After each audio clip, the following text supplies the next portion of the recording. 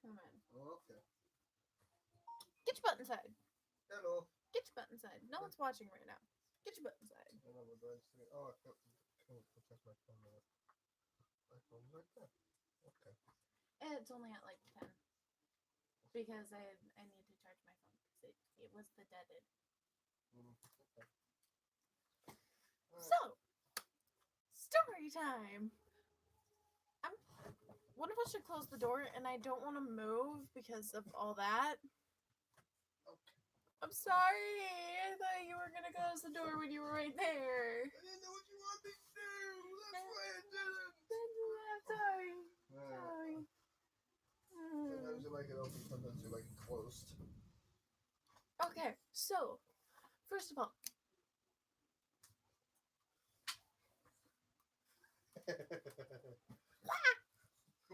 okay, so what is something I should tell a story about? D&D. That seems to be what's popular right now. Okay, so um, so I'm doing a Dungeons and Dragons game based off of Greek mythology, and probably what I found the most hilarious thing so far in the entire thing was that um okay, so I actually accidentally messed up on who is the goddess of what, and I accidentally made Melinoe the lover to Thanatos when that is actually not correct. I hate myself for that. I hate myself for a lot of reasons. Anyways, so um, because of that, a funny thing happened where because of how Melinoe is as a goddess, I have represented her as being kind of like a hot and cold type. And because of that, she comes off as an insane child. So she also likes to gamble. Because, gambling with your life. So what happened was that the party was in the underworld and I forget why, which is why I have this precious person way back over there that you cannot see him. See, you can barely see him right there. See, there you go. Because he'll help me fill in some of these stories. So what happened was that they were in the underworld talking to Hades, and so his children, Milinoe, Macaria, and Zagreus were there, and also Plutus was there because I honestly imagine Plutus kind of visiting. Not now. So they were talking to Hades, and one of the players decided to go and talk to Milinoe. And um well, it was more so she was sitting there, she was playing cards with herself, kind of doing like a solitaire type thing. And he walked over and he was like, "Oh, I'm gonna play cards and I'm gonna gamble with her." I believe that was I Kira. am not using actual names. I believe that was Kira. No, that was not Kira. That was your ASMR paladin. Oh, that was Azzy? Okay. And Kira. You know the names are in the notes, right? Nope. Yeah. I forgot the names. Yeah, they're in the notes. So I'm actually gonna go and check that real quick. So da di da di da di da di da di da di da. So so basically, what happened was that our Ismar Paladin, what he decided to do. Let's see here. Very top. Argos. Yep. Argos is our Ismar Paladin, and basically he and Kira, who is a kobold, decided to do a bit of gambling in the form of like something like Go Fish. And Millie Noe got really excited because some people who can gamble. So she goes over there and Ismar Paladin, completely on accident, charms her due to his gambling skills, apparently. That was a thing that happened. So then, at some point, Thanatos visits Argos and is like, "So, Millie Noe likes you, huh?" "Yeah, she's kind of crazy. Be careful. Just one dude to another. Be careful. I don't want you to die before you're supposed to. Because that's more work. That's more paperwork for me. And honestly, I got too much right now. Speaking of which, I need to get back to work." Chugs his coffee, disappears. Yeah, that it freaked him out. He thought he was gonna die. Honestly, I found that funny. So, what's another story that I should do? Any of the D&D games you've been in mind? You know, like the Deck of Many. Deck of many things. So, it was a fairly large party, and one of our party members had a deck of many things. And I, at the time, was an Azamar cleric of an old god. So, I realized that we were about to draw from the deck of many things, and I basically was just like, "Please, my goddess, don't let us die." We were surrounded by a bunch of bandits that were so much more powerful than we are. Than we were. It was like the party was like 8, and there was like 20 bandits, and we honestly couldn't really do anything without getting shot like 20 different times. And yeah, we weren't even level 5, so. And so I'm just like, "Please, oh my goddess, please don't let us die. I want to live. I want to live so I can complete what you told me to do." And we got to draw from the deck of many things. What was it, like 3 times? It was one time which caused one ability. The second time which was denied, which your goddess said no. Because of that, you were able to draw from it another time, which sent you where you're going to continue your story. So the third time we drew the deck, it sent us forward in time. It was supposed to send us forward 8 years. It actually sent us forward a year. Which isn't bad. That's actually a lot better than we were hoping, because if it had gone forward 8 years, we would have kind of been public enemy number 1 for various reasons.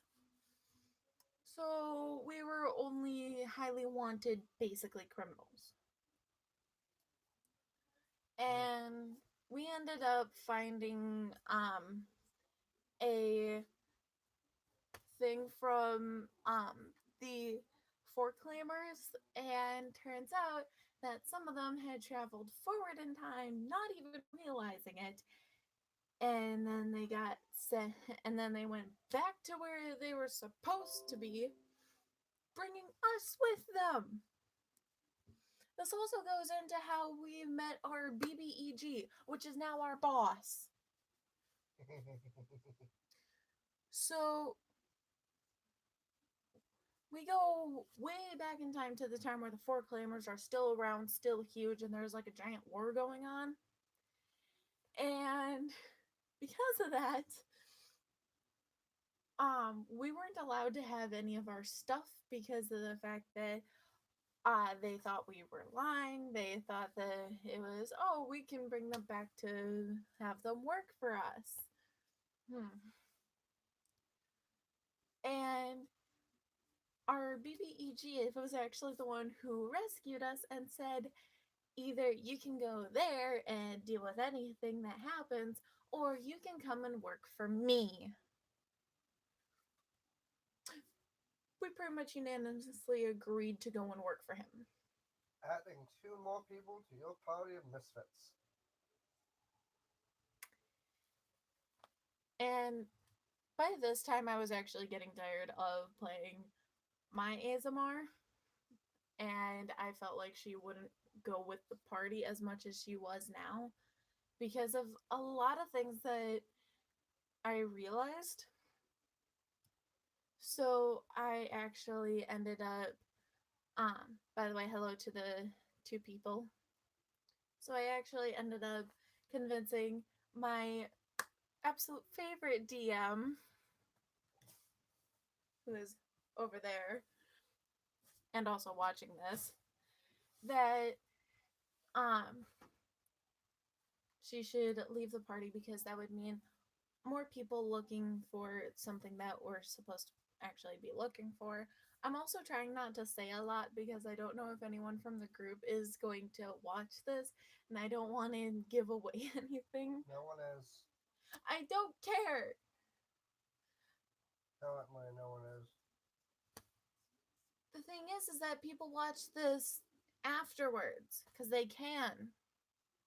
That is true.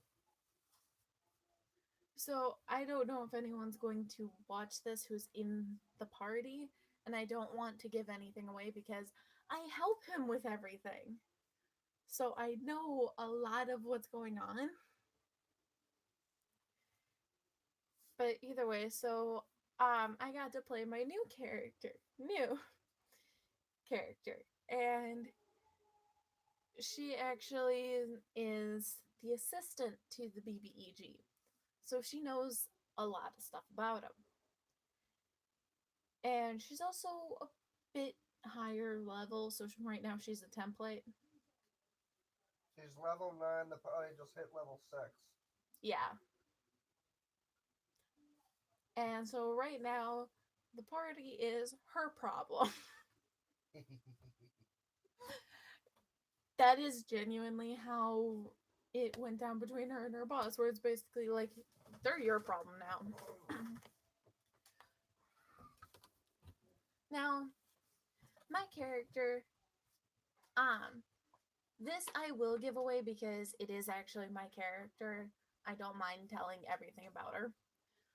She is a changeling. Her real name is Akka, and changelings normally have a thing where it's a simple name with one of their features being their accent, because that's how they talk.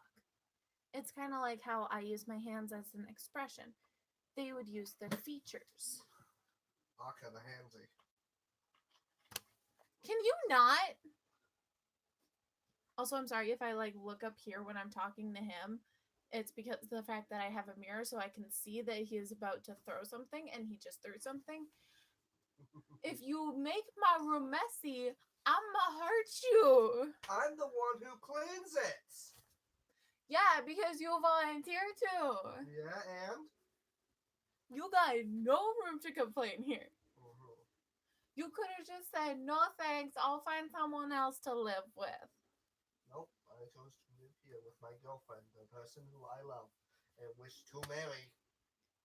Can you not make me blush while we're live? Not too bad. Anyways. I even cleaned her little spot right here, which I'm going to use for myself eventually. Affection. Tears of Grace. Yeah, this is one of our favorite YouTubers ever, along with Lieutenant Like Me, and they're some of our favorite YouTubers ever. Well, hopefully, hey, who knows? He may watch it. I hope so. Yeah, if he does, he does. If he doesn't, he doesn't. But either way, so Akka is a changeling where she has a purple curly pixie cut as her accent. Mm-hmm. And with that specification, that actually would imply, this is also for you, James, that she's actually, that Akka is a much more common changeling name. So she has to get increasingly specific. So either way, she's a changeling, and she has 3 different personas. Mia is her main persona. That would be the assistant to our BBEG. You can give the name. Mr. Eclipse. Oh. Yeah, message. Hi. Figured Nate would show up, Hi, mate. or Meg, or whatever he wants to be called currently. So either way, but so there's Nia, who is I believe we put her as being a high elf. She is a high elf currently. High Yes. elf with amber colored eyes. And one of the things that Nia Akka as Nia does is because of Nia's very specific eye color, sometimes in the right lighting they look very, very bright orange. So Akka will actually adjust her own eye color so that way they continue to appear amber even in that lighting, just because of some issues that pop up. And I'd rather not reveal those because someone's watching. The second persona is Ostaria, the dwarf. And Ostaria, I have her as being extremely carefree out there. Very happy-go-lucky. Yeah, she's very fun and very crazy, and I genuinely love when I can be Ostaria because she's just like, hey, it's a party. She's very loud and crazy and very much how I actually am. So Ostaria is very close to my heart, but I don't get to play her often because it's mainly Nia who's supposed to be near the party, and whenever Nia goes off, but she's still supposed to keep an eye on the party, she goes into Ostaria or Vakroth. Speaking of Vakroth, he is my tiefling character. He's the tiefling persona. Red, black hair, and he doesn't really like people, but if he sees that there is a woman who is trying to buy something or is traveling, then he'll actually offer, do you want someone to travel with you and stand guard, or do you need some extra money? I can take care of that. Something like that. He worries about people, even though he doesn't like them. He also worries about young children, especially. Like, if he sees anyone who is not of, anyone who is below the adventuring age, he will constantly worry about them when they're nearby. Like, here's some food, here's some clothes, there's a place right over there where you can get shelter. They close their doors at 9, sneak in there at 11, and you'll be set until like 5. It's fine. That's just how he is. As soon as most people hit adventuring age, he's just like, no, go away. Ew. Or if people actually disrespect him or someone that he genuinely cares about, he does not like them. He'll just, ew, get away. People. Ew. That's just how he is. That's how I made him. And, can I tell the story of how Mr. E met Ari? Go right ahead. Or not Ari, Akka? Go right ahead. Okay, so at the time, Mr. E actually had the real Nia. Nia is an adopted persona of Akka just because of the fact that Nia was actually a real person. The real Nia was a complete and utter Bitch. Don't swear on my channel! I wish I could have bleeped him out, but I really can't. Female dog. That's better. So, she wasn't exactly very nice. She was always very, very cold and distant, and quite honestly, she just was not nice. So, because of that, Mr. Eclipse apparently did not like working with her. And the only reason why he originally did was because, and I quote, he needed a secretary. Yep. So yeah. Now, at one point he hears about a town where there is a ton of doppelgangers and food randomly goes missing, and like Oh, it's dead. there's some sort of like haunted cave, and he hears about that. And would you like to help me tell this story? About Mr. Eclipse. Because he heard all these things about this one town, this one little village near a cave, and there was haunted cave nearby apparently. I'm readjusting my hair. No. Come join me. No. Mr. Eclipse is a very busy man. Having himself going through time after time after time, he gets bored. And also, because of all the real estate and also other things he has to deal with, he needs an assistant. So after hearing of a person, after hearing about a town who sometimes identical people appeared and one just started laughing as the other freaked out, per se, he began to intrigue himself, investigate. As he heard rumors of a person duplicating himself or herself into another being, he thought to himself, wonderful, perfect diversity. So he asked the town, I will do so. I will get this person out of your hair under one condition. I do with your funds. This town belongs to me. No one else. Do I make myself clear? And the town agreed. Because this person was stealing a lot of food. Hey, that is not true.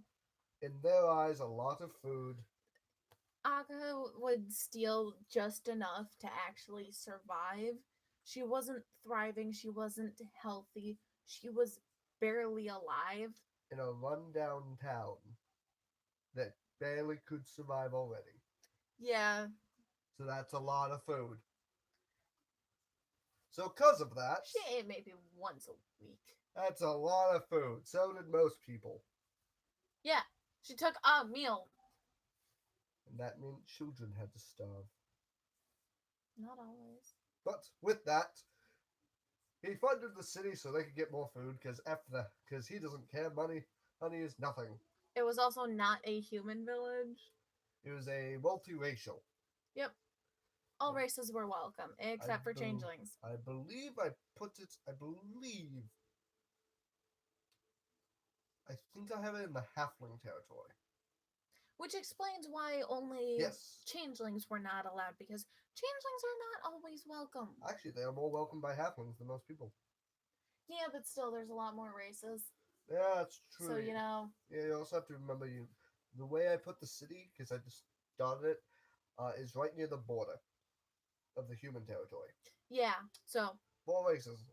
Either way, so because of that, the city now belonged to him. With that, he found her, took her, killed his assistant before her, and brought her in with food, money, and so on. Everything happens because of murder. Yeah, Yay. it was genuinely like, okay, so we need to go through that a little bit slower. Because you kind of rushed through another part of that. So, after the town agreed, he eventually tracked down Akka to the cave that was supposedly haunted. It was honestly just Akka living there. She would scare people away so that way she still had a place to stay, even with everyone else around her. Yep. And she saw someone approaching who looked to be very businessy, and so she put on her Vekroth face, and she just said, "Get away from my cave." Actually, I'm here for you. Would you like a job? Do I get food and a place to sleep? You get food, money, and a bed. Okay, I'm in. Cool. Tag along. How should I look? Oh. High elven woman has resting bitch face.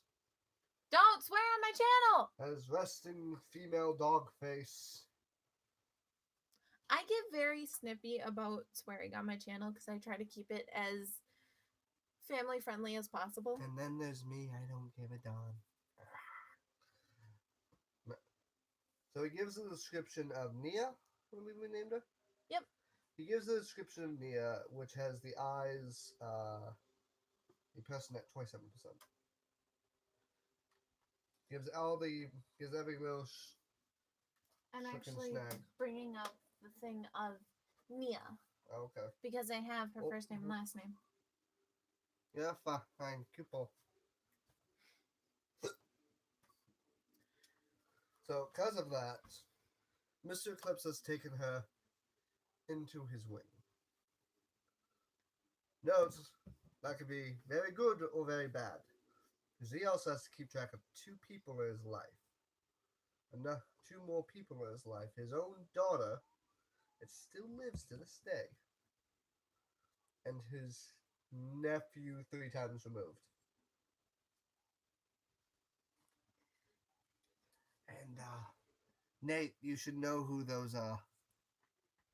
Now, the thing is that Aka, she always now, as soon as she started working for Mr. Eclipse, she instantly was always telling them like, I'm about to go to bed. I just woke up.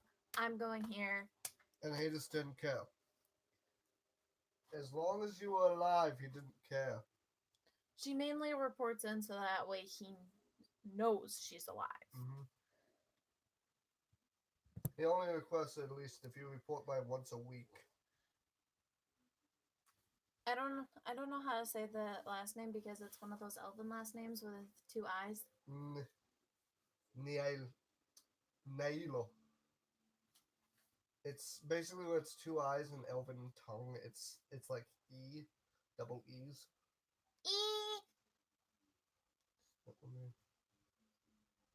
Oh, stepmommy texted. Stepmommy. Anyways, so the original Nia's name is Niavara. Nailo. Niavara. Nailo. And she is a high elf, always just very businessy to match her boss. Yep, and she herself was a bard at the time. That is not what I put. I put her as being a fighter. Originally, before you took over. Because of that, that's what caused you to get the bard in you.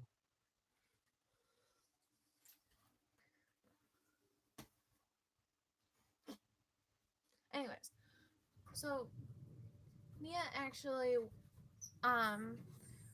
was the original assistant, but when she died due to Mr. Eclipse, Aka took up the persona and was only described as she's very cold and very distant, but do not be as bad as her. So she tends to act based on just what Mr. Eclipse tells her. And actually most recently that was she was told make sure that as few innocent as possible die. If possible, keep the innocent alive, as many as possible.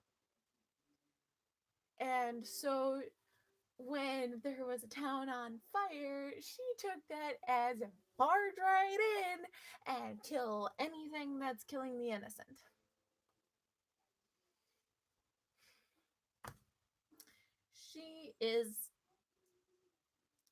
She's honestly brilliant when she gets the chance, but the problem is the fact that she acts on orders. She was told to take care of something, she was told her orders, she acts on them. Now, that is Nia. That's a little bit more into Nia. Ostaria is actually more based on Akka's. Oh, okay, okay. So, Squall is a kobold that, and he's in the group that Nia has to watch over and make sure that they don't die.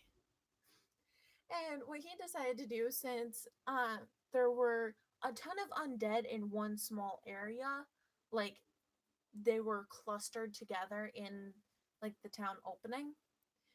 What Squall decided to do was fly over them and basically aerial drop all sorts of anti-undead sploosh vapor potions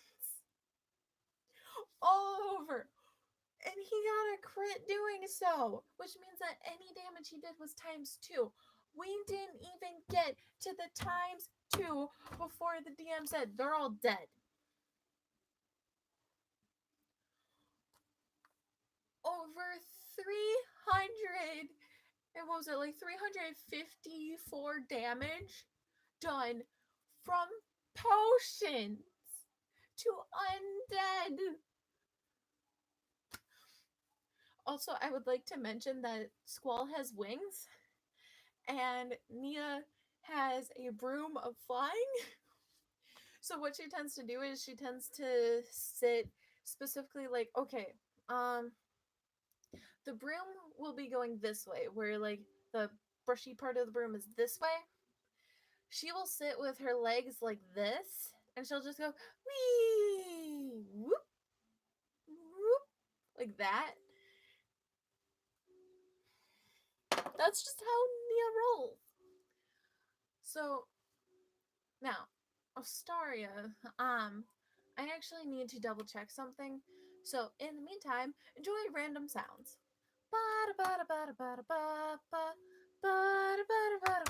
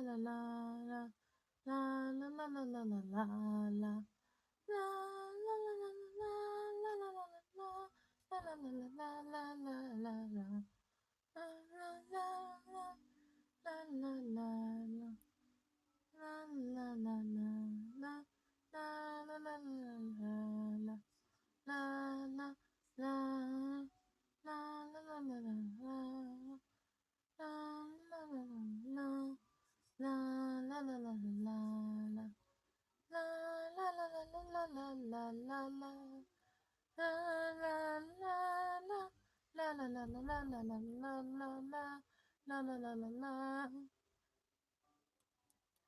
Okay, so I can't find it again this quick, but if I remember right, changelings, if I remember right, changelings happen because of something, I forget what, but they're actually normally born to normal parents, but then it's realized that they're a changeling, and I forget how. I'll have to double check. But, so because of that, I had the idea that originally,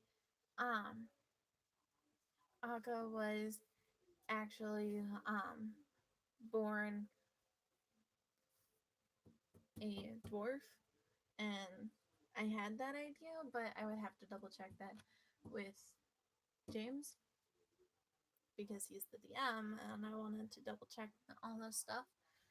So I had the idea that Akka was born to dwarven parents, and that's where the idea of Ostaria comes in. Hey, I'm just telling them about why I thought of Ostaria. Hey, remind me how changelings happen. Either naturally born by two changelings mating, which is a possibility. Besides that, it's very rare that this happens, but a random race can also just breed one because of the influx of magic and or bloodlines. Like here's a fun thing, and this is just my lore with them. Oh, tell them. I already told them what Squall did. Oh, okay. But let's say this. Let's say in your down. Let's say in your family tree, you are considered a full elf. Okay, you believe you're 100% elf. But say in the past there was human involved, there was dwarf, there was orc, da da da da da. Eventually, when there's enough races in there, randomly a child will be born as a changeling. How random is this? The more races you have mixed in there, 1 in 100, 1 in 1,000, roundabout. Because I had the idea that Ostaria was created because that's the original idea for Akka, that she was born to dwarven parents. Huh? And that was her way of expressing that she was originally dwarven. Okay. That's just how it came to my head. And no, because of that, that would have been her normal form. That would have been, hey, I'm a dwarf. Yeah. So that would mean that I would know dwarven. Correct, from family. I actually then need to change that because We'll fix that later. okay. So yeah. So now that he has actually said that's okay, because normally when a changeling is known, either they get super like, oh, I need you to change into this person. Oh, can you do this? Oh, can you do that? Or they get shoved out of society because they're a changeling. And that's kind of what I thought was Ostaria was Akka's way of holding on to her dwarven parents. Hold on, what mom messaged you? Mom or dad messaged you? No? Stepmommy? Isn't that mom or dad? That's Jaina. That's Shane. Oh, okay. Remember, I used to call her stepmommy in high school. No, I don't remember that. Okay. Why? Did she message you something? What was it? Yeah, don't worry about it. No. Ow.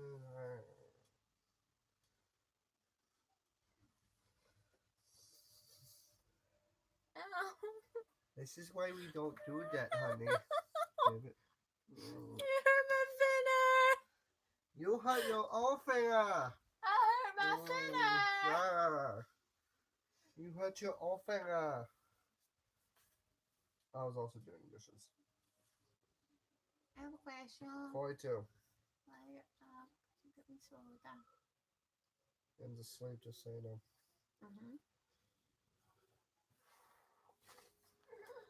It's okay if I have to get up. I think it's dark enough. Yeah, the only thing they'll see is the fan. Thank you. So, and then the reason why Vakroth became the idea is because she realized that in her area, if she got caught having something that looked similar to a tiefling, would actually benefit her because people would just be like, oh, it's a tiefling, that's expected. So that's actually the reason why Vakroth became a thing. It's because he was specifically designed to get away with stealing food.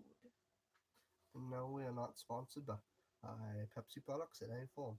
Pepsi. If you could, though, we would appreciate the sponsorship. Yes, please. So she can get her Diet Pepsi or Pepsi in general because she's addicted. Wild cherry Pepsi. Yeah, that. Specifically, wild cherry. Or cherry vanilla. Sure. Ooh, cherry vanilla Pepsi. Or Coke. Either one. No, not Coke. But you like your cherry Coke. Yeah, but I don't like Coke. I don't like the company. What company do you don't like? Chick-fil-A, which I don't like them either. You know why I don't like Chick-fil-A. They bugger off with their LGBT like crap. Either way. They hating on my people. Yep. They can fight me. Mm-hmm. For someone who says fight me and go suck one so often, She's the most pacifist person you'll ever meet. more like if you slightly raise your voice at me, I will break down. Hey! Yeah, like that. Okay, honey. Why are you yelling at me? Can I tell you? Because I want to tell you something. Why are you yelling at I me? want to tell you something. Self-defense! I want to tell you something. Self-defense! Can I tell you something? Can I tell you something? Can I tell you something? Tell you something, any fans? Can I? Can I? I love you. And please subscribe. She appreciates it. I am not self-promoting. That's just him being a butt. Thank you for the Pepsi.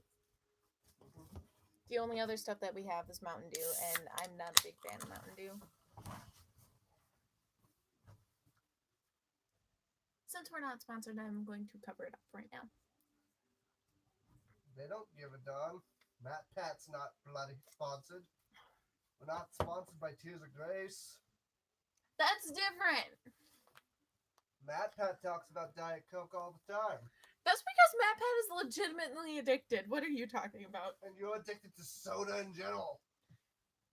Nate says you need to be nice. I am being nice. He is. Anyways. And now Nate in the next battle, you're gonna take 50 damage. No. Psychic. No. No, he is not. No, he is not.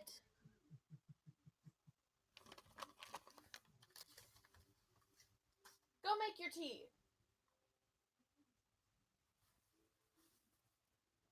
Anyways.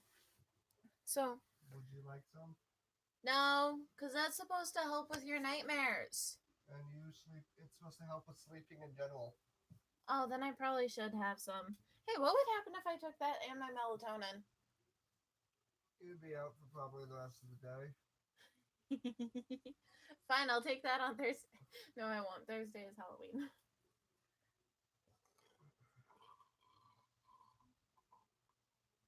Excuse me. I'll probably go brew some quick.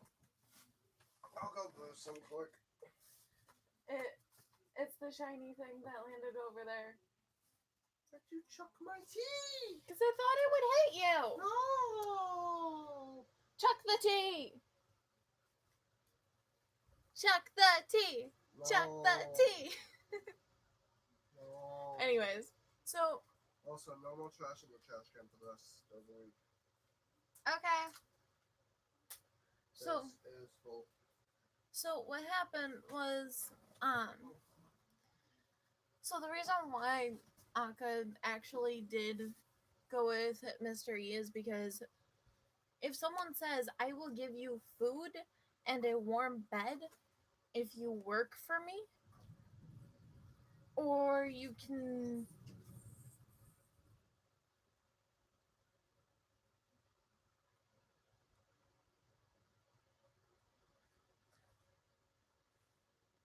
Why are you like this? Why are you like this? Also, for anyone who is watching who does not know who is actually talking right now, I consider him to be my brother. So I will talk like this to him. So, yeah, I realize that now. Anyways, Also, the reason why I look there when I act like I'm talking to him is because the comments thing is right over there. So, yeah. Anyways, so yeah, that's actually the reason why she took the job for Mr. Eclipse, and um, she actually has permission to turn into him, which she uses to mess with the party. So, like, her first week of knowing them in game, she turned into Mr. Eclipse and just showed up and was like, "What are you doing? Is this going to help with your missions?" And she just acted like Mr. Eclipse. And here's the best part. So, Akka can transform into Mr. Eclipse. She also has a little something called the actor feat. So she can mimic his voice. I built her to be able to do this stuff. Originally, I actually did build her for more like espionage type style, where she would kind of act as a spy or something, but you know. And ponytailing it up. Jeez, we have a lot of stuff. Anyways, so she has permission to turn into Mr. Eclipse as well as Mr. Eclipse's generals. And that is including, but not limited to, the Priest of No God, the son of the Overlord in this campaign. The Overlord has been dead for some time now, and he was an orc. So she can turn into the son of the Overlord. And he's actually in the and the son of the Overlord is actually in the habit of writing everything down. So considering the fact that Akka would write everything down anytime she transforms into him, it makes perfect sense. So yeah.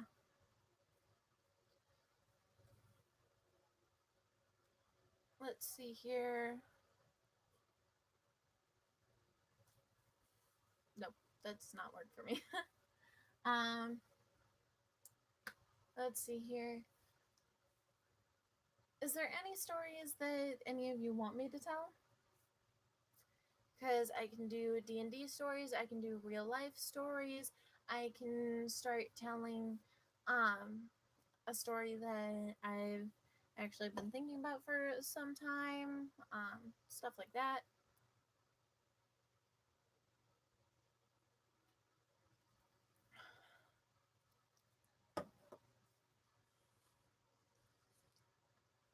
Any questions you guys have? I could genuinely talk for the rest of the night and I wouldn't get tired. So, what I talk about is genuinely up to you guys. Da, da, da, da, da. I'm also gonna be like randomly messing with stuff. Like this. That doesn't work when you can't see my hair. This works. This doesn't.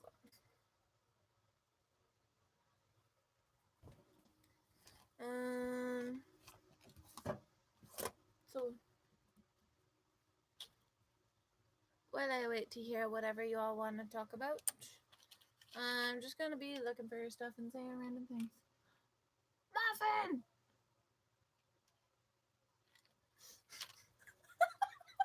Of course you would bring that up. Okay, Muffin.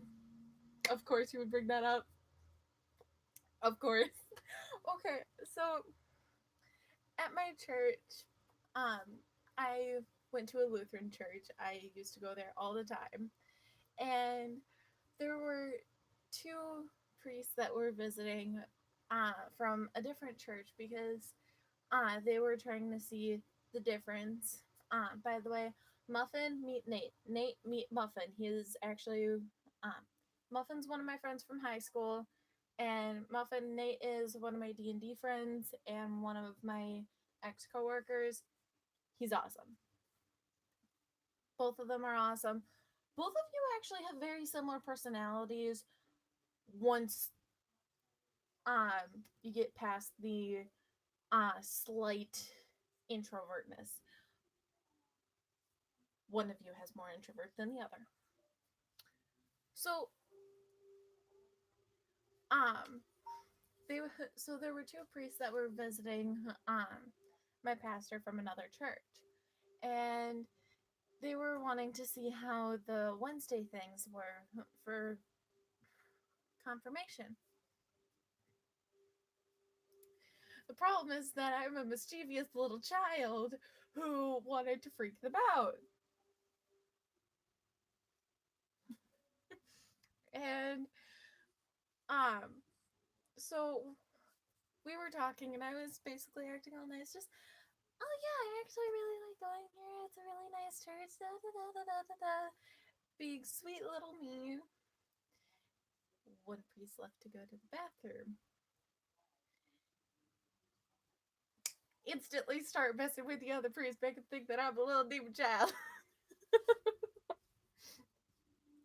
And actually, recently I re-talked to my pastor about this because he apparently got all the details from the one that I messed with about what I did.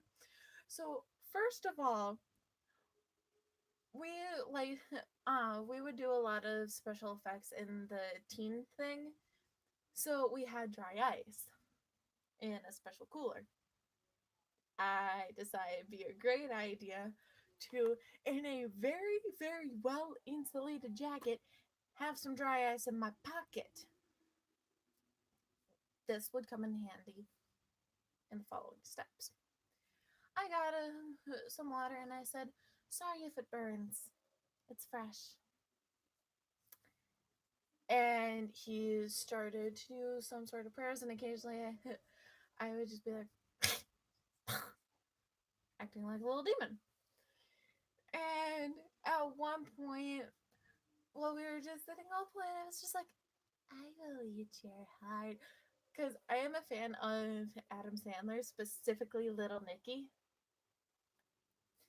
So I kind of just felt like, I will eat your heart. I I was crazy. It really was. So this is going on while the other priest, which by the way, he was really, really old at the time when he actually died about 2 months ago. So hope you're doing good. Hope you're in heaven. So the other priest was taking the longest time in the bathroom in the history of the world. So I got a lot of time to mess with this guy. Eventually, the dude started to do the holy water thing, just like, be gone, be gone. It hit the dry ice pocket, which caused more of the dry ice effect. And I heard down the hall the bathroom door open, and I just said, pardon me, I need to get myself something fresh. I went over to the cooler, and while the priest that I was messing with, because by now he was actually scared of me, I had dropped off the dry ice when he couldn't see and couldn't really hear much. They were both very old. I got myself a glass of water, and I mixed in some of those little ice water thingies in there. Walked back to my spot, and I was just that there's basically just like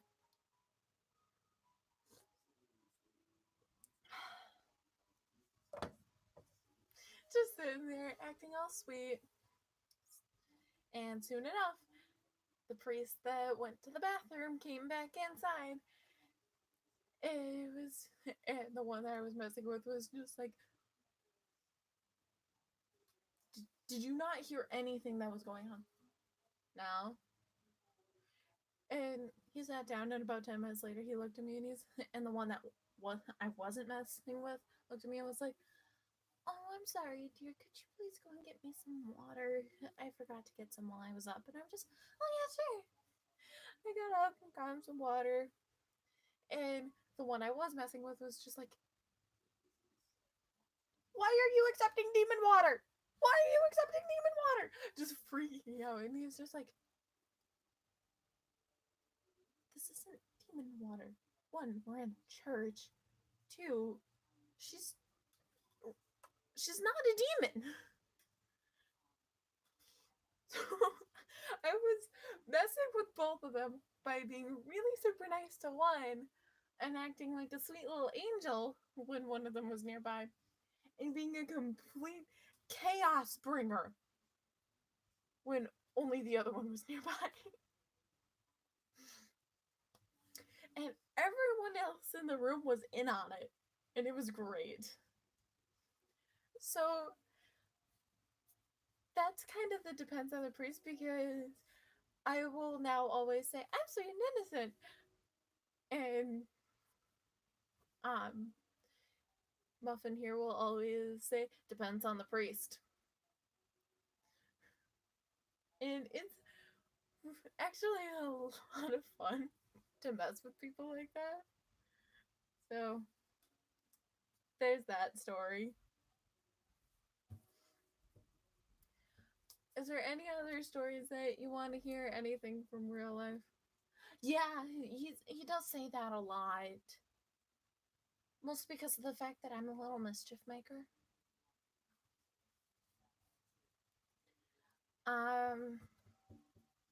Is there any other stories that you guys want to hear?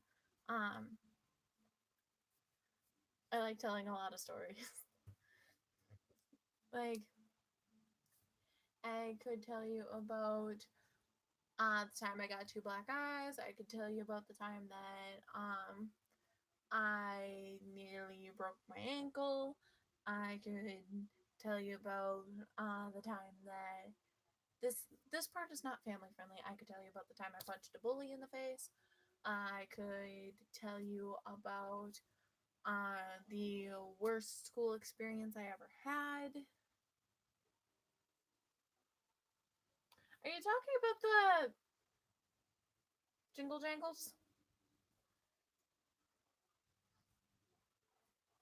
Are you talking about the Jingle Jangles? Okay. Okay. This is even worse. So I actually was a Sunday school teacher for some time, and in one of my Sunday school classrooms, there was a lot of cabinets everywhere because it was also kind of the art room. Now I was trying to find paper because I co-teach with my mom and she couldn't get up to the high places, and I moved some paper and I just heard this little jingle. It's weird. Put it back. Jingle, jingle, jingle, jingle, jingle, jingle. And it was like very, very subtle, like tins clanking. So I grab a chair, climb up. Lo and behold, there's a pair of handcuffs in a third grade Sunday school classroom.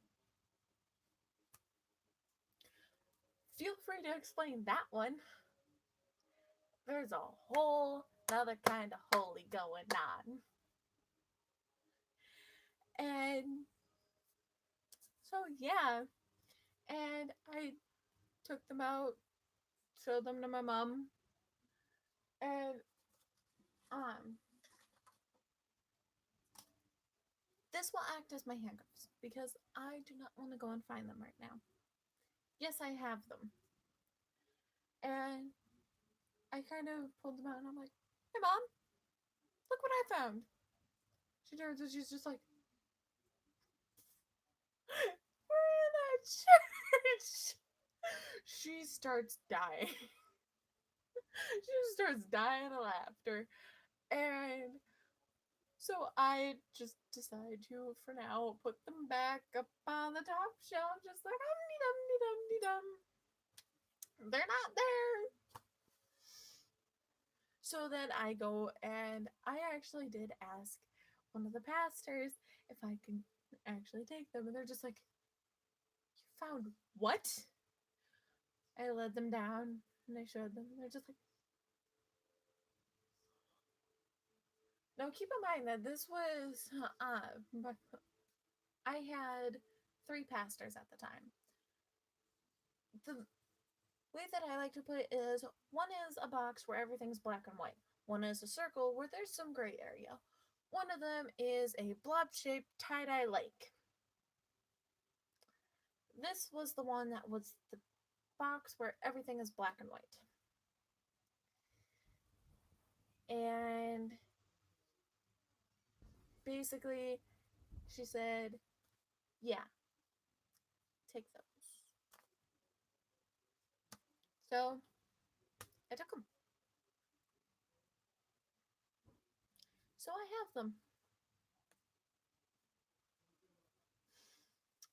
So yeah. Oh, I know that you guys didn't request this one, but I need to tell you guys of the joined painting incident. Because this is the reason why I say that whole thing with the pastors. So, one of them's in a box where everything's black and white. One of them's on a circle island where there's some gray area. One of them is floating in the blob-shaped tie-dye lake, smoking a joint all the way to Hippy Dippy Land. The Hippy Dippy Land one, the tie-dye lake one, at one point did a little painting group. And my mom and I went to it. And it was a few weeks in, and we had created a few paintings by then. And he decided that we were going to do joined painting or joint painting.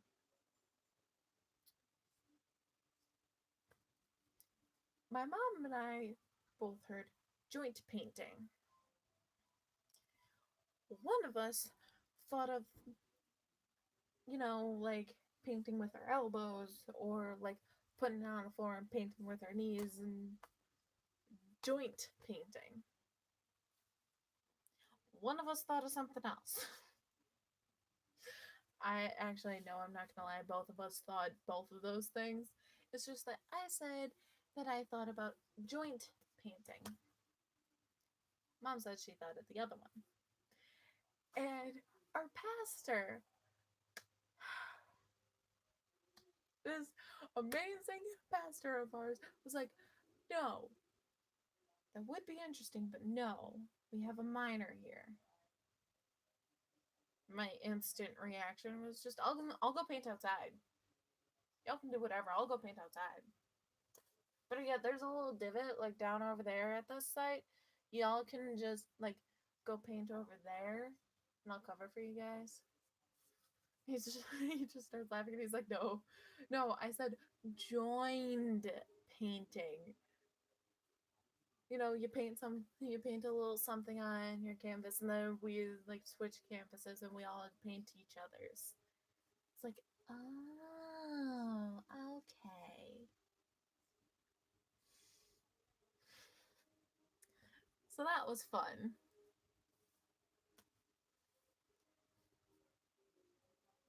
So that's the joint painting incident. Let's see here. So there's all the stuff I listed before. Let's see here. I'm trying to think of everything.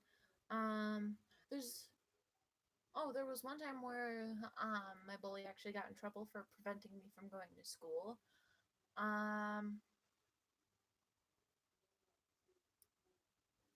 There was, let's see here, all sorts of D&D stories.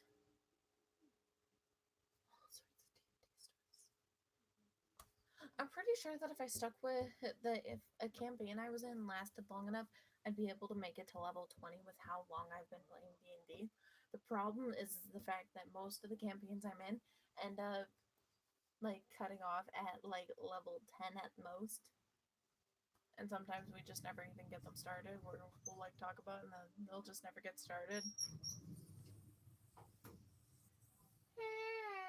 Want to try some? What is it? Tea. It's hot. No. No sleepy tea. No. No sleepy tea for me. No. You've been singing with us though. Well, gee, I wonder why when my back doesn't want to cooperate. That's why I was thinking to help you. You offered tea. You said make some tea. And I made some tea. You're just saying no, I don't want any. You're a picky son of a biscuit.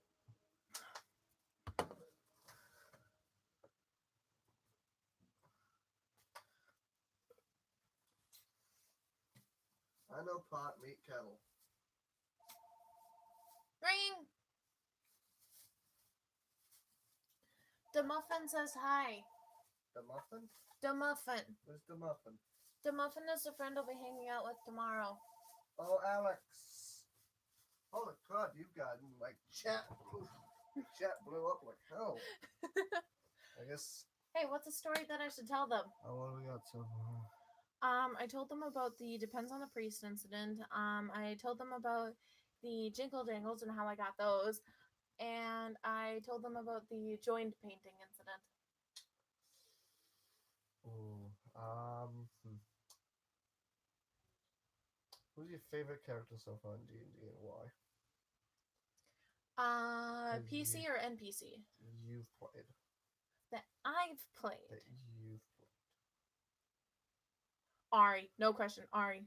Why? Oh, right. Oh. What? I forgot about that. Is he kind I forgot about that. Huh? What's up? I forgot about that. He's putting together a Halloween party. Oh, on Saturday. Yeah. Oh. I forgot about that. Oh, I can tell Shannon we can play. I can tell. I don't know. I don't do parties. Last time I went to a party, I was almost covered in pig's blood. Okay, Carrie.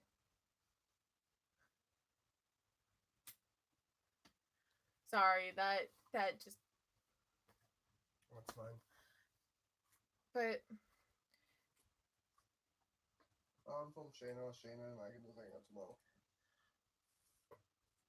what story? What story are you talking about? Talk about who's your favorite?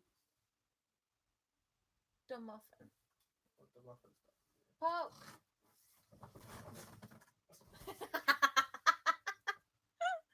You're poking my heart. No! No! Live! Live, I say! You live or I go for a walk and don't come back. Oh, they want you to tell the pig's blood story? No. He said no. No, I fucking hated that. He said no. Pick another story. I don't want to. Okay, so I don't want to ever relive that. so upon his request, I actually will be telling my favorite character that I've ever played, which by no stretch ever is Ari. Ari Matra Kyonometre. She is actually a D&D creation originally. Well, at least her species is. Yes, my Karin. What are you so excited about? He's sitting there going like, I'm sure you saw the pillow. Yep, see. So, Ari is actually my favorite character ever, and she is an Akaran rogue with I believe we put a criminal background or noble background. Slim. Yep, she was a criminal background. No, wait.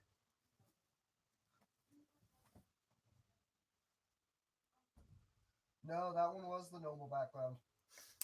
Right. So her mother is the sister to the queen of her little secluded country island thing.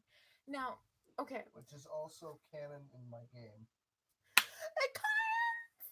It actually do exist. The island is kind of in the midst of nowhere.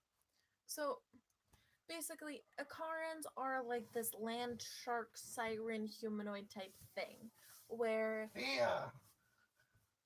they look anywhere from human to elven, and the only two ways to tell them apart from anyone else is shark teeth, and their eyes can be any color.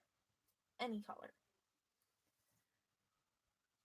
So I'm also going to be checking a few things. So because of that, she actually she has this ability where she can use her voice to stun someone, do sonic damage to someone, or charm them. Or enrage the party. Yeah. Which the original use of the Ikaran species was when he was playing the Overlord the second time around. You were also the DM at the time. That was why. Right. So, what I actually ended up doing was I realized, hey, rage would be useful right now. So I basically Is this used... with Azazel? No. Wait. The newest Ari, yes. The original time that I used the Akaran, no.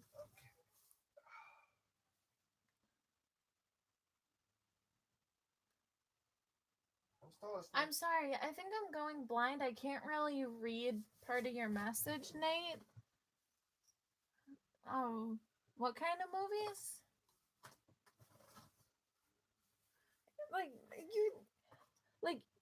You see it's really like glitching out right there, right?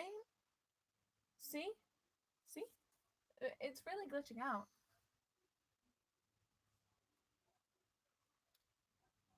Why is Old Saint Nick on Netflix? Sorry, what? Sorry, you just kind of seemed to lose your voice for a second. Why did Saint Nicholas Cage pop on Netflix? There we go. Made you laugh. I'm off the hook. That's not how that works.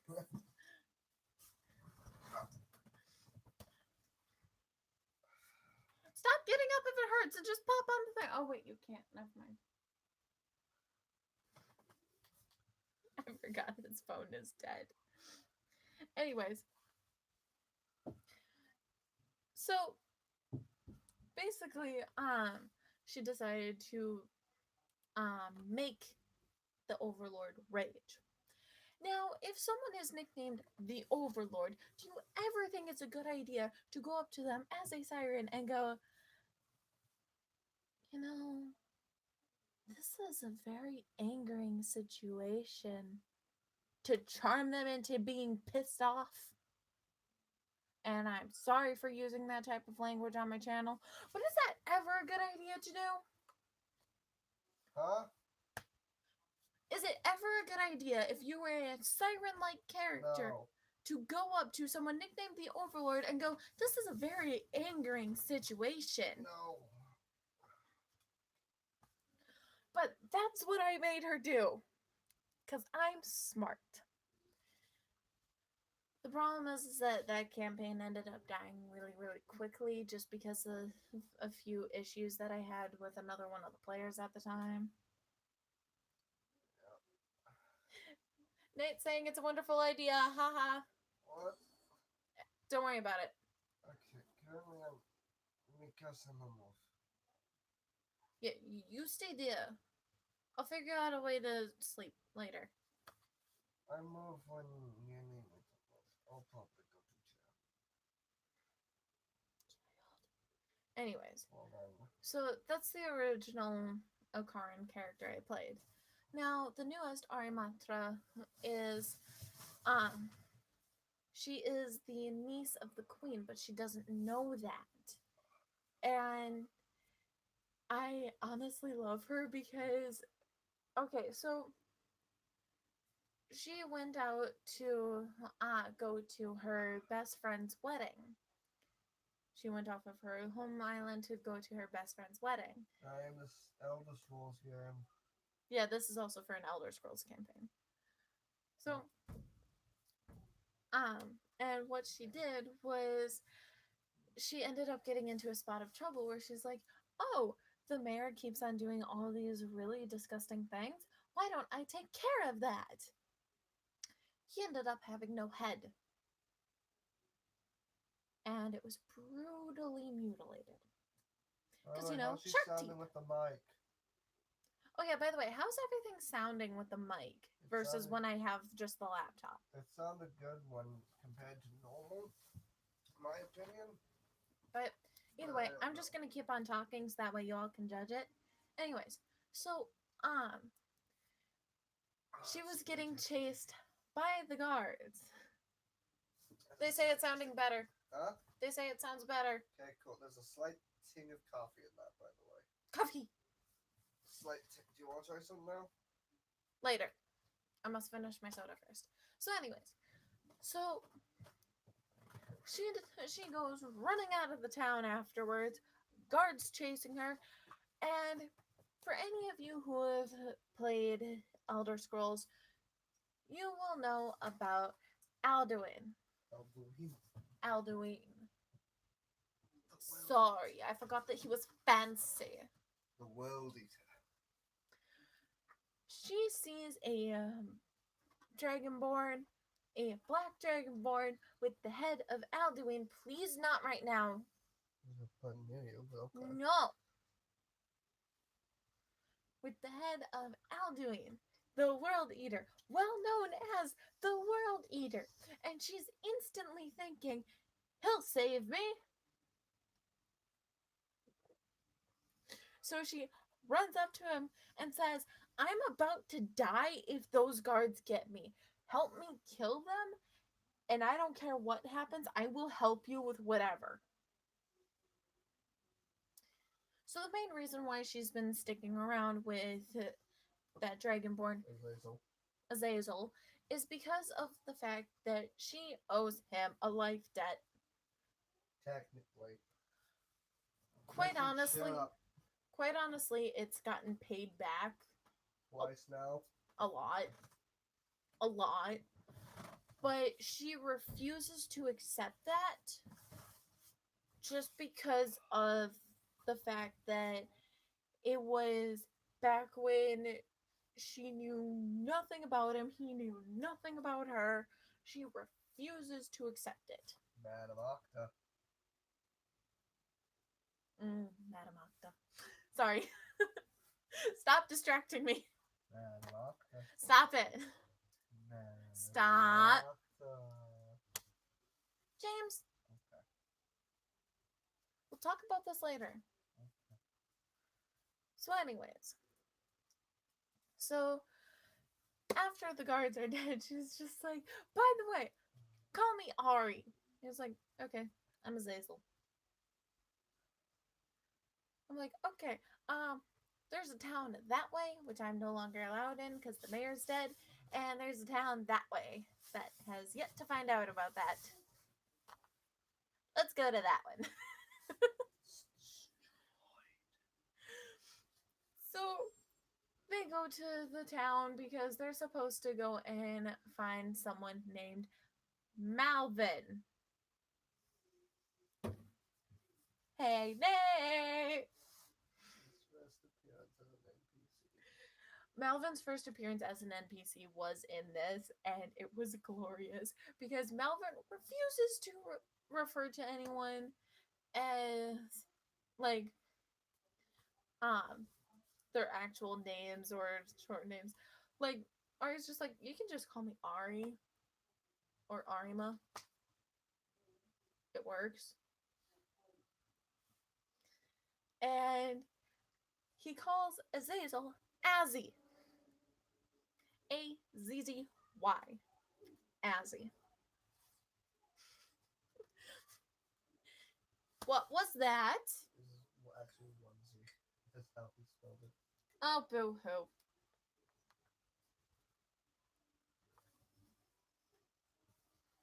Love you too. Yeah. Hail the Sith. This is what I live with now. You're welcome. I'm going to die. No, you won't. So to give context on this town, it is kind of like a merchanty trader town, and it was named for this one Chaurus that doesn't necessarily die. Oh, you meant the tavern? Yeah, The Winking Chorus? the Winking Chaurus. Yep. And he doesn't exactly. The Chaurus in there doesn't exactly die. His name is Bubbo. He has a little bow on his head. He's adorable. Accidentally ate a phoenix egg. Yeah, he accidentally ate a phoenix egg, so.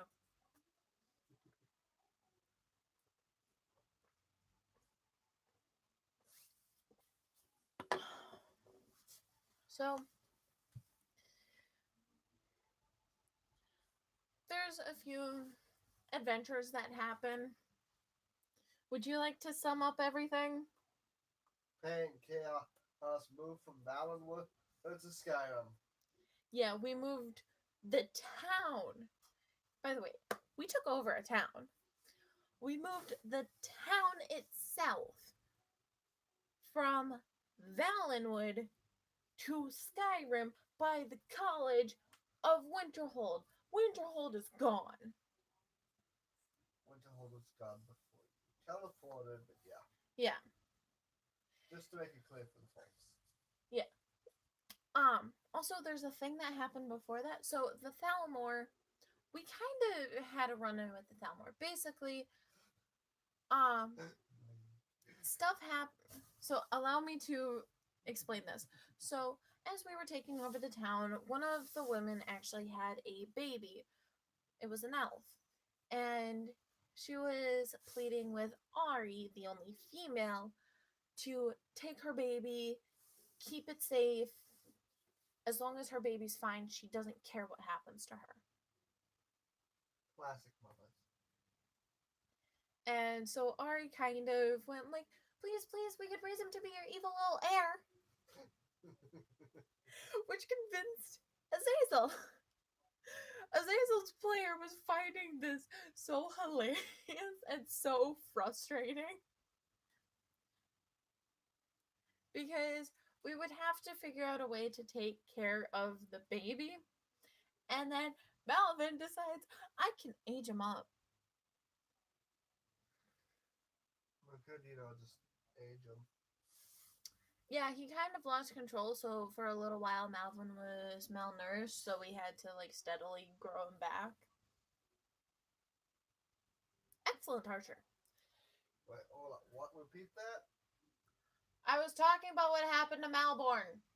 You said Malvin. Yeah, Malvin lost control of the spell on Malborn. Okay. So that's how that happened. And so Malborn, once he was the equivalent of 10, some stuff happened, and the Thalmor actually figured out what was going on in the city and invaded. Now, at first they did it underground, and they took Malborn. They attacked above ground too. Yeah, they took Malborn. Now, Ari's kind of like the vodka ant. Madame Octa is the mama. Now, Ari had the bright idea of right before they're about to go out on this adventure.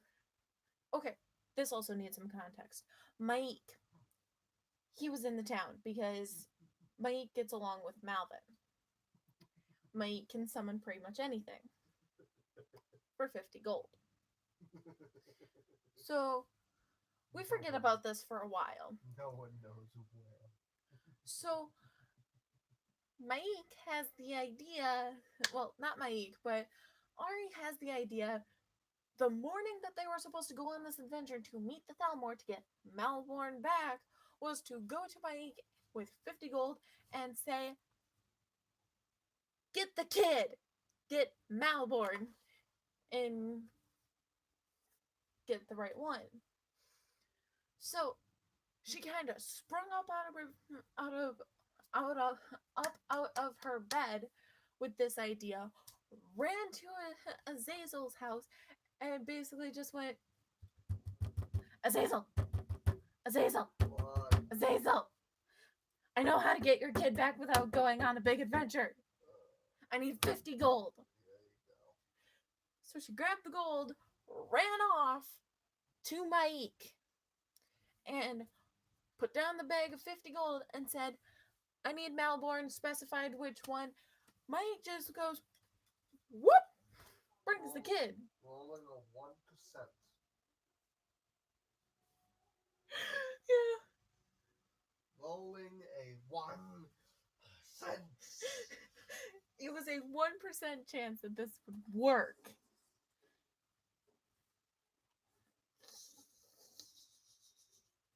And I got it right. He's still upset about that. No, that traumatized the kid. Oh, yeah. Because, okay, so he was, like, brutally, like, beaten and tortured. Wait, no, the kid wasn't traumatized. The next event traumatized someone else. Yeah. So the kid was brutally beaten and tortured and everything. Ari's very upset about this. But she knows someone who would get even more upset. So she picks up Malborn and runs to Madame Octa. Nope. Yes, she did. You talked about Madame Octa first. Oh, yeah. Wait, no, that was later. That was later because I was talking to Maik about what happened because I knew that he wouldn't judge me. Anyway. So I picked up Malborn, ran to Madame Octa, and I went, Madame Octa, look who I got! The Thalmor did this.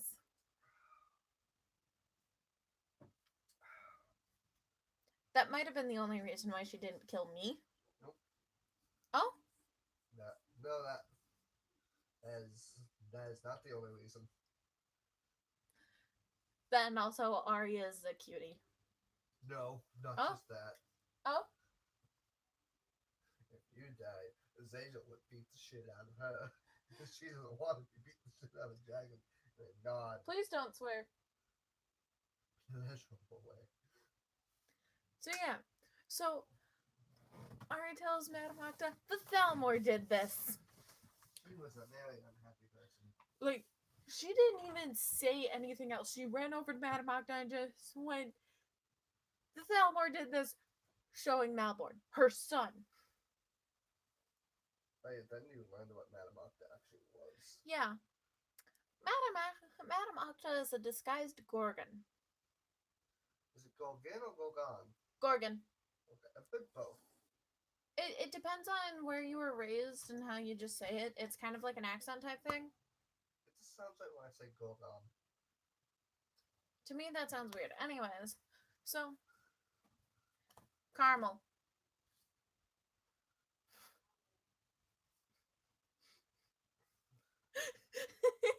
Forever when you say that, it's gonna feel like a pillow hit me in the face.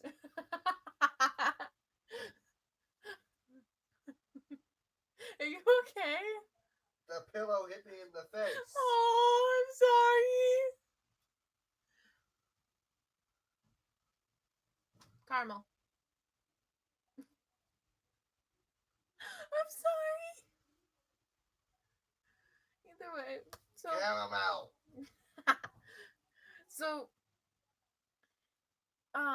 so that happened. So What? they just typed Carmo.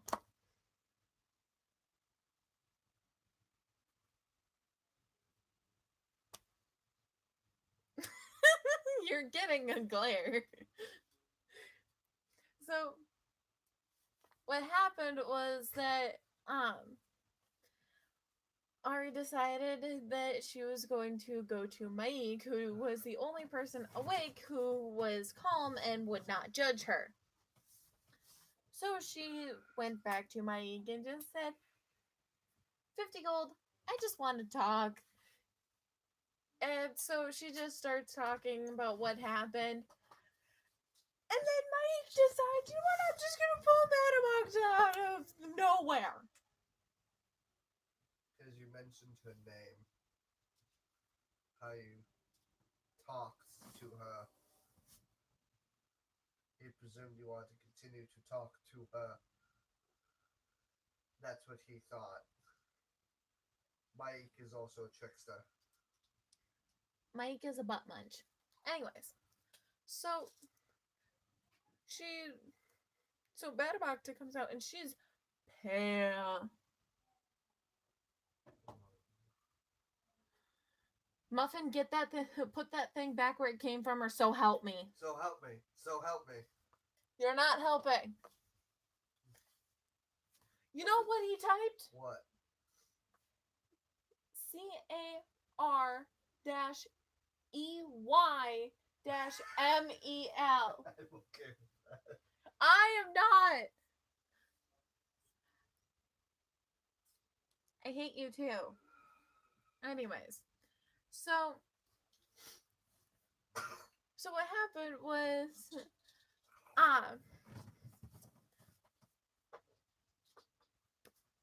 Madame Octa got summoned out of nowhere, mentally scarring her. White as a sheet. So Ari's just like, I'm sorry, I didn't know that you would do that. Do you want me to walk with you?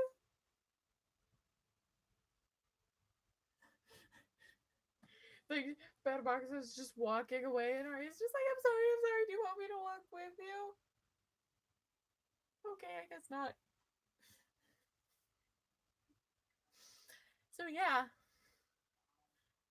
She went to oblivion, all of it at once. Yeah. That's why he does it to mainly inanimate objects. They can't be affected by it. So, not now. So what happened was, after that, so we realized that we had a lot of issues. Basically, we are going to, basically in that game, in the Elder Scrolls game, we are basically going to war with something that has dominated the world. At least most of it. Excuse me. Everything except the Akaran Island. Nope, just mainly all of Tamriel. But yeah. Now, the Akaran Island is also extremely secluded and, by all accounts, is almost non-existent. It has an excellent internal ecosystem, as well as the fact that it's mainly shipping out something called Illyrium. Correct. They're the only ones who know how to make naturally purple Illyrium. Yep. The Akarans are the only ones with a actually good purple Illyrium mine. Now, who mines it? The criminals. Why the criminals? Because they're not going to risk regular citizens for that. No. So, yeah. And there's a fun little thing that's going on. Melvin went there. Yeah. Melvin got a lot of alcohol.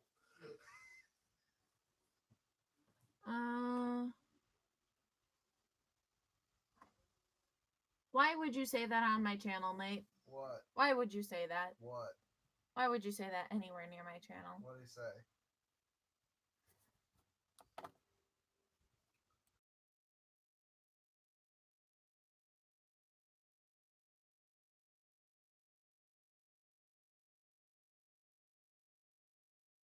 Just hit Y or N if you can hear what I'm about to say.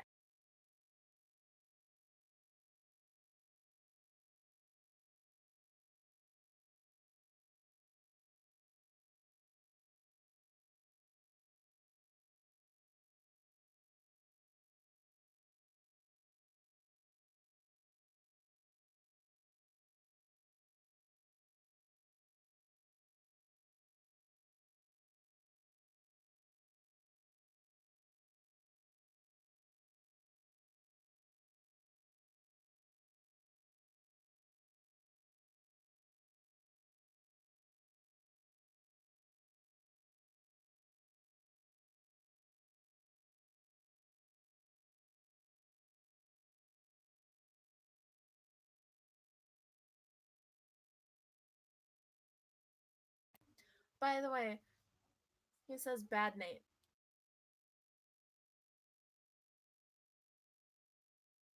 Oh, right. Nate, can they hear me? Yes. Okay, cool.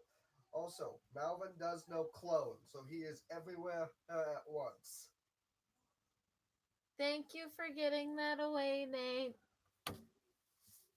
So, Good evening. collapse. Right. Okay, let's see how far I can throw you. Anyways. So, now, you all probably need context on this mysterious Malvin. Fucking chocolate filled, man. So, the original deal with Malvin is that he is a wizard, and first of all, 20th level. Second of all, he's a druggie. Not gonna lie, he's a druggie. He develops his own drugs. And Magic tobacco. Nate says that's not how clone works. Yeah, when you die, your spirit goes to the other one. Anyways, let's not get into that discussion right now. So, There's a fun version of clone. anyways, thank you. So, and pipe in about Malvin whenever you want. So, the original way that he started up was actually as a character that he played as. And, a lich killed his family. Yeah, that's big old, big thing to start off on. A lich killed his family, and he accidentally had the last, what's the word? Phylactery, Horcrux. Phylactery, that's what it was. It can also be classified as a Horcrux. He accidentally had the last phylactery, was crushing it as it was regenerating the lich. So he's part lich. So he became the Phylactery. And so, when you actually go somewhere where it's his soul body, not his physical body, you see split down the middle, Lich Malvin. So, in the Elder Scrolls campaign, we actually managed to separate the Lich from Malvin, which is good. Now, here's another thing. One of the things that my very precious ASMR character had, which also relates to Malvin, is a necklace, originally a necklace of Fireball with Malvin as the Fireball. Because Malvin is a pyro. How did Fireball work? Summon him, break.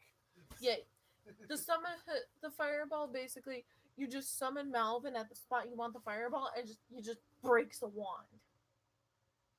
If you're not into D&D, breaking a wand is a bomb, basically. You know what would happen if you broke a wand in Harry Potter? Nope. Okay. They actually break multiple wands throughout the series, and the most that happens is that they have trouble performing magic. And actually, some of the more powerful wizards don't even need a wand to perform magic, simply because of the fact that they are powerful enough to be able to focus it into themselves alone. Not even just their hands. Some of them can do it without even speaking, such as Albus Dumbledore. Dumbledore! Biggest gay ever. And he is the best. It is canon that Dumbledore is gay, so. Anyways, so what she decided was she decided to talk with Malvin after he got transferred. Actually, it was originally a ring, but she decided to talk with Malvin so that way the trigger word would be boom. So she would point and she'd go boom, fireball. And so now she does that with the necklace as well. So she can take off the necklace, and it's various levels. So like boom is a fireball, mega boom is a few fireballs, destroy is many fireballs, and obliterate is all the fireballs. Because she has overcharged that necklace to be able to have 99 level 9 fireballs in the necklace. So now she can decide, I want to obliterate a hoe. And she can take off her necklace, go obliterate, throw the necklace near them, and just bye-bye. Basically, a wand is a medium for low-level wizards in the Harry Potter universe, at least, to cast spells. Yeah, that's pretty much it. So, yeah. That's what she figured out. That also relates to Malvin.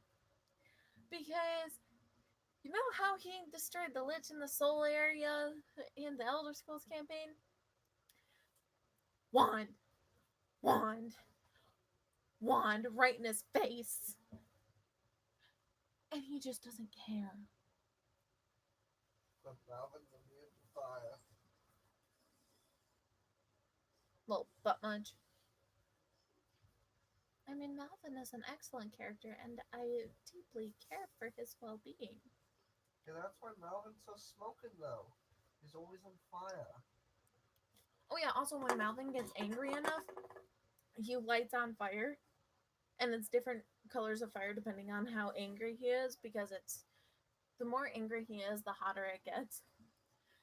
And at one point, he burned off all of his clothes. At one point, he burned off all of his clothes, and Ari with not Ari, but it was Mika. With how Mika is, she runs over this angel, this fallen angel character. She's my ASMR cleric. Holding up a towel, realizes it's really, really hot over here. This probably won't survive that. Walks away and just holds the towel up in front of her face so that way she can't see.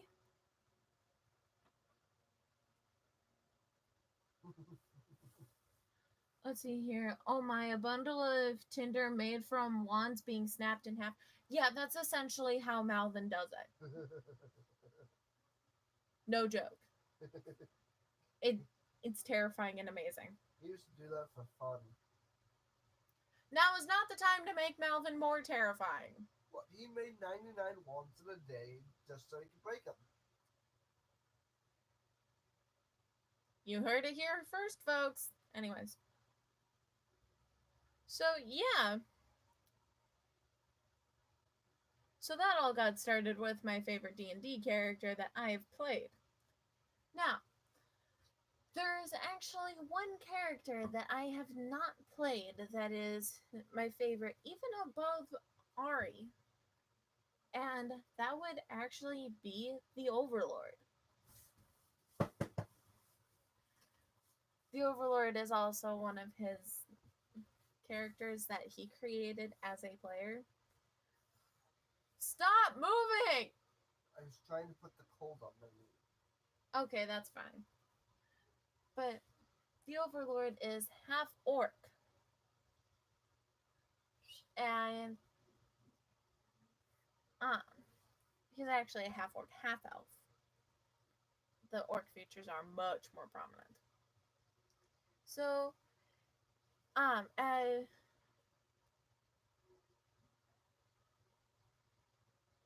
I'll get to that soon, Nate. Don't worry. So, What? don't worry about it. Oh. So, what happened with the Overlord was in the original Overlord campaign. At first, it was just James and I starting out as players, and one of our friends being the DM. And this was in 4th edition. The video game edition. And it was a lot of fun at first, and the Overlord was a lot of fun to watch because his favorite method was terrifying people as well as diplomacy. Otherwise, he was an excellent fighter, and um, my character was actually very, very scared of everything, and she only did anything because she wanted to help her Overlord. So, yeah. Yes, the plaything wants to help. Yeah. She was honestly just his plaything. She also got extremely upset whenever any other person became close to the Overlord to the point where she thought that he might get them to bed. Yes, She became very, very, very jealous. Yes, But just because of how she would just sit there and she'd be like, "That's fine. I'm going to wait outside so that way in case you murder him, I'm right there. Understand?" Nate, she was Albedo. I was not that crazy. You were Albedo. No, I wasn't. You were Albedo. Nope, nope, nope, nope. You were Albedo or you were Sheltair. It was one of those two. Nope, nope.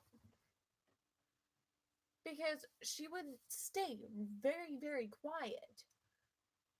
But at the same time, if she thought you were getting close to her Overlord to the point of getting close to his bed, she would tell you straight up, "You hurt him, and I will make your life a nightmare."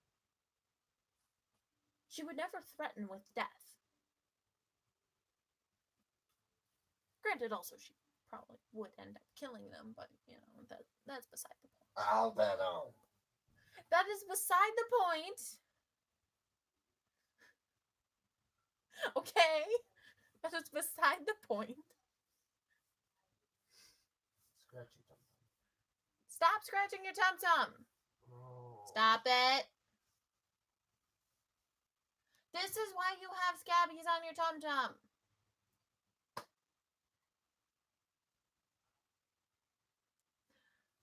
Also, Nate, you're right. It was never a threat. It was a promise. You hurt the Overlord, I will hurt you. Which is also why when someone decided it'd be a great idea to try to stage a coup. Ranger. So, a human ranger. No. Oh, it was an elven ranger. I forget because this person loved to play human females. Necromancer specific. Yeah. So, an elven ranger decided it'd be a wonderful idea to join up with the Overlord. Not that big of an issue. Obviously, if someone's taking over, you want to be on their side. Then you actually might not get hurt. So, what ended up happening was this person decided it was a great idea to try to overthrow the Overlord because we don't know for sure that we're actually going to get anything, and why should he have all this power when We were the generals. There were two Dragonborn, an Elven Ranger, and me, the crazy one. So, And later came a druid. anyways, so this is just what I remember from the original Overlord campaign. So, basically, what happened was Ranger went to talk to me and the two Dragonborn.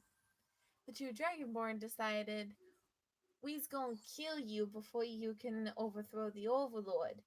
Because you betrayed the person that we're working for, we're gonna kick your butt and kill you. I had no part in this.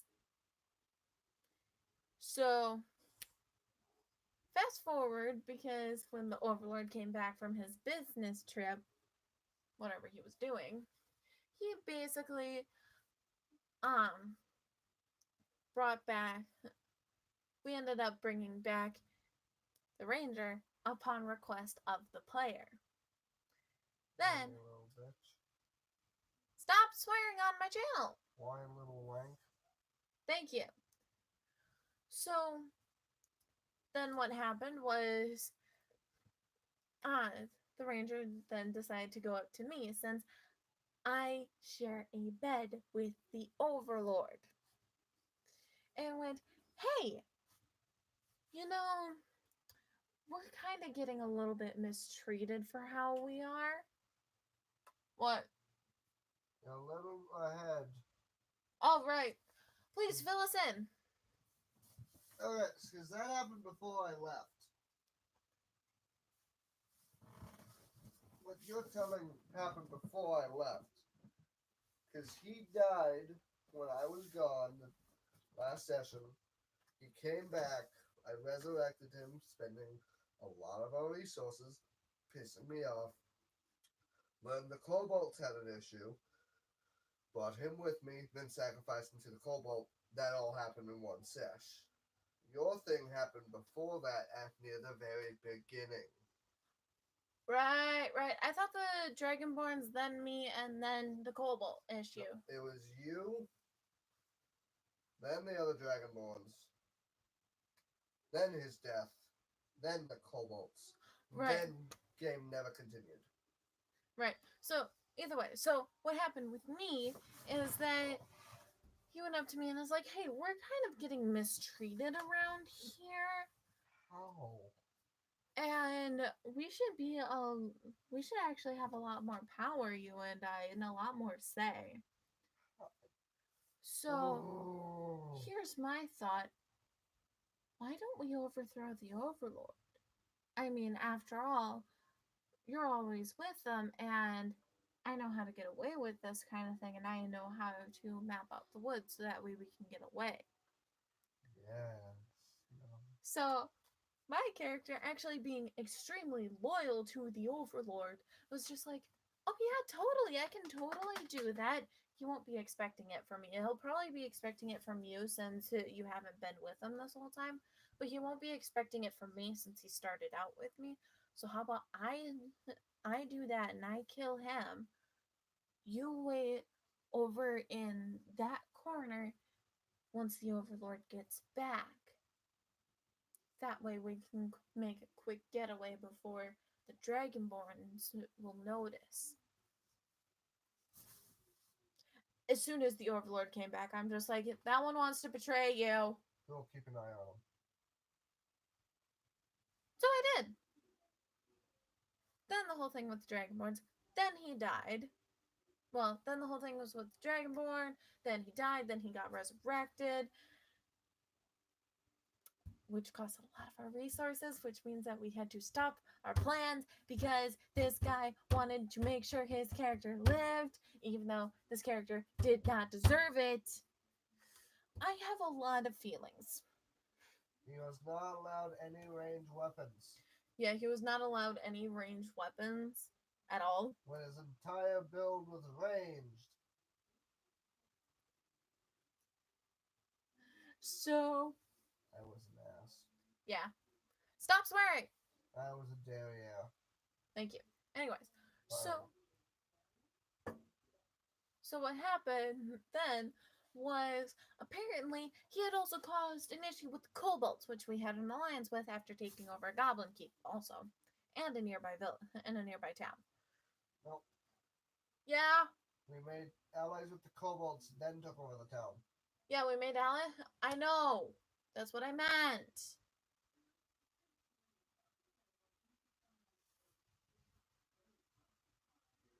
Oh. Because what I meant was that we took over a Goblin Keep. We started getting all the allies. We made an alliance with the kobolds. We took over a nearby town. Then all this issues started happening. So, because of the issue with the kobolds, we decided we were going to bring him along, and we basically tied him up, tossed him to the kobold, and said, "There you go. Do with him whatever you wish. Are we good?" Said, "Yeah." And so, because of how much whining this person did about their character dying now 2, 3 times because of their own stupid decisions, the campaign ended. And we've actually really been wanting to redo the Overlord campaign. So now, on to the story that someone actually suggested. So, in the campaign with Mr. Eclipse, so Overlord campaign, shove. Campaign with Mr. Eclipse, the Bloodied Lions campaign. Squall can fly. I already told you about Squall, who did the aerial raid on the like 20 plus undead with the crit. It was hilarious. 84. 84 what? Undead.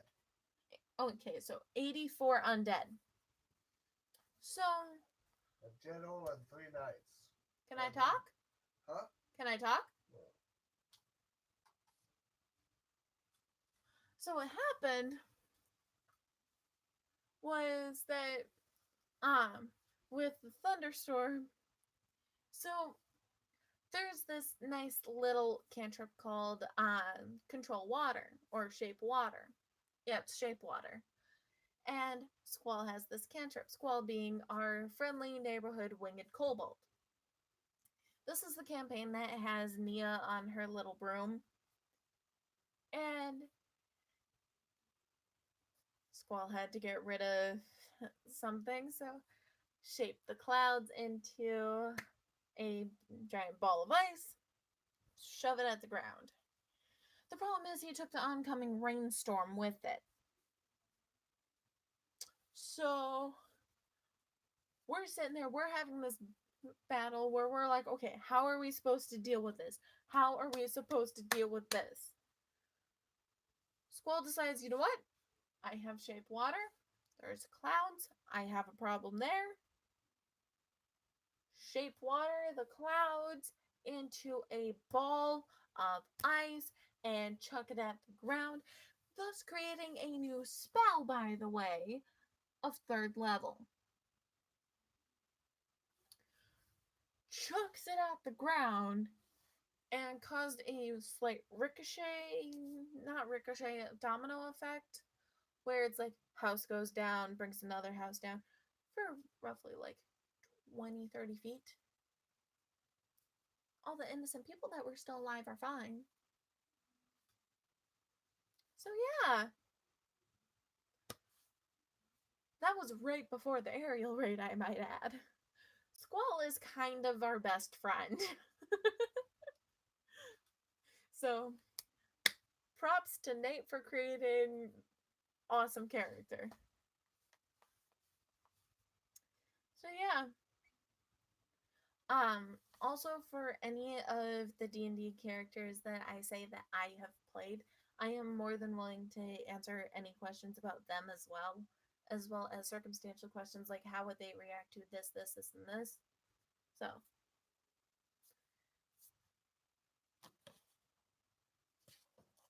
but it's actually getting pretty late. I might do more D&D stories, and I might just do a live stream entirely on D&D. I'm thinking about doing that sometime next week.